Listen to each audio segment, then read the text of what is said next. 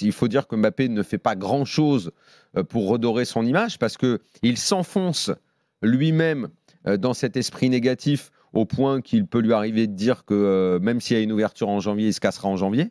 Mais en tout cas, à la fin de l'année, c'est terminé.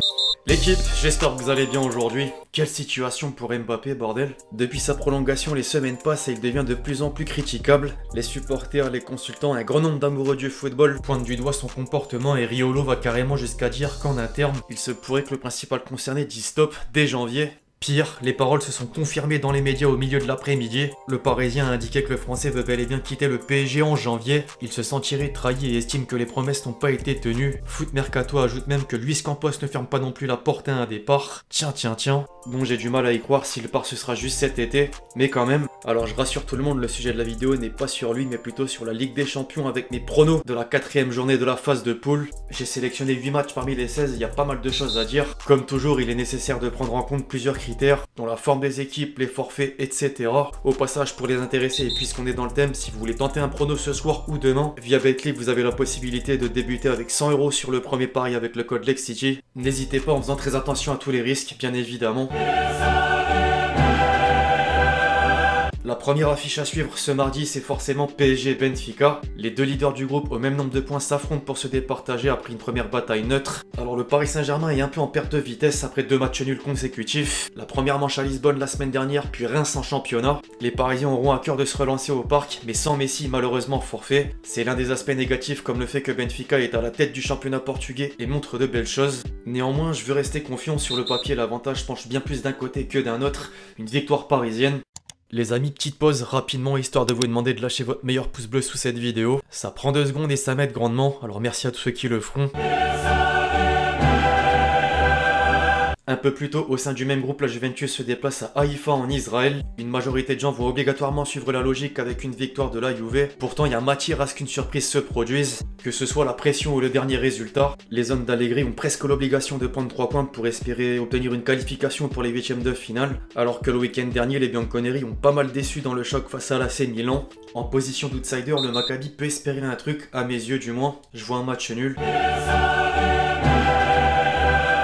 Je venais de le mentionner justement, le champion de Serie A pu regagner de la confiance en battant la Juventus en championnat et c'était nécessaire. Après une lourde défaite à Stamford Bridge la semaine dernière, le moment était propice pour relancer une dynamique positive. Et pourquoi pas prendre une belle revanche, cette fois à San Siro. Les rossoneri n'ont quasiment plus le droit à l'erreur dans un groupe très serré où Salzbourg arrive à se démarquer devant les deux favoris qui sont à la même hauteur. Il y a un nouveau souffle, un vent d'air frais depuis l'arrivée de Graham Potter. Les Blues ne gagnent pas toujours, certes, mais sont invaincus. Allez, j'ai un petit feeling qui me dit que l'AC Milan va réussir à se venger. Victoire des Milanais. Comme je disais à l'instant, certains clubs n'ont plus trop le droit à l'erreur. D'autres sont peut-être directement sur le match de la dernière chance à l'image du FC Séville. La situation n'est pas la meilleure suite à l'éviction de Roulem Lopetegui le soir de la gifle reçue par Dortmund la semaine dernière. Sampaoli a pris les commandes de l'équipe et a déjà un gros morceau devant lui. Après Bilbao en Liga, l'ancien entraîneur marseillais et ses joueurs se confrontent au Borussia en C1. Le BVB vit pas non plus une saison facile en championnat avec des résultats en dents de scie. Pour autant, ça se place toujours dans le top 5 de la Bundesliga et la campagne européenne est plutôt convaincante. Manchester City en est témoin après avoir été titillé à l'Etihad Stadium. Heureusement qu'Haaland était là. Pour le coup, la méforme et la reconstruction de Séville devraient encore profiter au club allemand devant son mur jaune.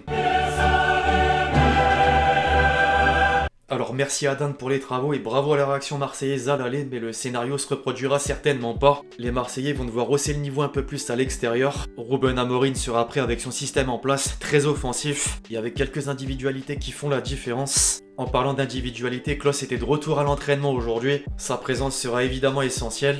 Et attention car la saison de l'OM peut prendre un mauvais tournant suite à une défaite. Je rappelle que la première défaite est tombée en Ligue 1 après la réception d'Ajaccio. Derrière, dimanche, le Classico face au Paris Saint-Germain arrive. Le match va être très disputé à coup sûr avec un léger avantage pour le club portugais. Mais je vois bien l'Olympique de Marseille repartir avec le point du nul. Le débat autour de l'arbitrage, avantageux pour l'Inter, scandaleux pour le Barça est mis de côté. Le Camp Nou accueille un nouveau choc entre les deux équipes qui sortent vainqueurs en championnat. L'un contre le Celta Vigo sur la plus petite des marges, l'autre Sassuolo. Plein de raisons font que Barcelone est favori à mes yeux. Le fait de jouer à domicile, la mayonnaise qui prend sous Xavi, la première place et surtout le timing. Dans quelques jours, le Classico français sera accompagné du El Clasico espagnol. C'est important de suivre une dynamique et justement je vois les Barcelonais l'emporter cette fois. Il reste deux affiches étonnantes de la dernière journée. D'abord l'Atlético pour sa défaite inattendue en Belgique. Bruges surprend absolument tout le monde et est sur un sans faute avec 9 points pris sur 9 possibles. Il y a beaucoup de mérite, c'est clair. Après, la physionomie du dernier match a joué pas mal de tours au Colchoneros, notamment le penalty raté de Griezmann. D'ailleurs, il a enfin signé définitivement, il n'est plus un joueur du Barça prêté. La clause l'obligeant à jouer seulement 30 minutes par match s'envole, c'est un gros problème de moins. Peut-être que ça aura son incidence ou pas. Dans tous les cas, je vois l'Atlético Madrid gagner cette fois.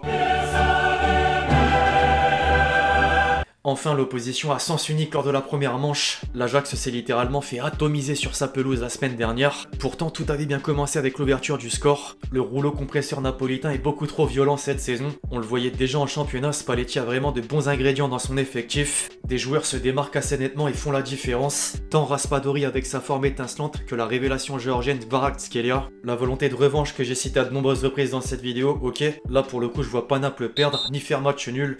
Victoire des Parthénopei. Bref, l'équipe, voilà, c'est tout pour mes pronos de la 4ème journée de la phase de poule de Ligue des Champions. J'espère que vous l'avez kiffé, je compte sur vous si c'est le cas pour lâcher votre meilleur pouce levé. Donnez-moi à votre tour un ressenti sur tous les matchs qui nous attendent. D'ici là, on se retrouve très vite sur la chaîne pour de nouvelles vidéos. C'était LexG. Ciao, ciao. Qu'est-ce que cette prolongation? Qu'est-ce que ça représente pour toi quand tu entends ça?